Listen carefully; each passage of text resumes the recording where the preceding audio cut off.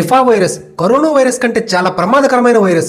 ఇప్పుడు పశ్చిమ బెంగాల్లో ఉన్న కొన్ని ప్రాంతాల్లో ఈ వైరస్ ఎఫెక్ట్ అయిన కొన్ని కేసులు రిజిస్టర్ అవుతున్నాయి. కోవిడ్-19 వైరస్ కి ఎఫెక్ట్ అయిన వాళ్ళలో 3% డెత్ రేట్ ఉంటే ఈ నిఫా వైరస్ ది దాదాపు 40 to 75% వరకు ఉంటుంది. ఈ ఒక్క కంపారిజన్ చాలు కోవిడ్-19 వైరస్ కంటే ఇది ఎంత ప్రమాదకరమో చెప్పడానికి. ఫస్ట్ వన్, ఈ వైరస్ ఎలా వ్యాపిస్తుంది? ఈ వైరస్ వ్యాప్తి చెందడానికి ఫ్రూట్స్ తినే గబ్బిలాలు మెయిన్ రీజన్. గబ్బిలాలు కొరికినా లేదా వాటి యూరిన్ లాలాజలం అంటిన ఫ్రూట్స్ తినడం వల్ల, మరియు ఈ వైరస్ సోకిన పందులు, కుక్కలు లేదా ఇతర జంతువుల ద్వారా మనుషులకు సోకుతుంది. తర్వాత ఒకరి నుంచి మరొకరు ఈజీగా ఈ వైరస్ బారిన పడతారు. సెకండ్ వన్, ఈ వైరస్ సోకితే కనిపించే సిమ్టమ్స్ ఏంటి? ఈ వైరస్ బాడీలోకి ప్రవేశించిన 5 to 14 డేస్ లో లక్షణాలు కనిపిస్తాయి. తీవ్రమైన జ్వరం, తలనొప్పి, దగ్గు, గొంతు నొప్పి మరియు బ్రీతింగ్ ప్రాబ్లం, వాంతులు, కండరాల నొప్పులు, తీవ్రమైన స్థితిలో మెదడువాపు వచ్చి 24 to 48 అవర్స్ లో పేషెంట్ కోమాలోకి వెళ్లే ప్రమాదం ఉంది.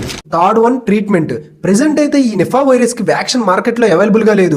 బట్ డాక్టర్స్ కేవలం లక్షణాలను బట్టి బాడీలో వాటర్ పర్సెంట్ తగ్గకుండా, అదర్ ఇన్ఫెక్షన్స్ రాకుండా సపోర్టివ్ కేర్ తో కంట్రోల్ చేయగలరు. Fourth one, preventive measures.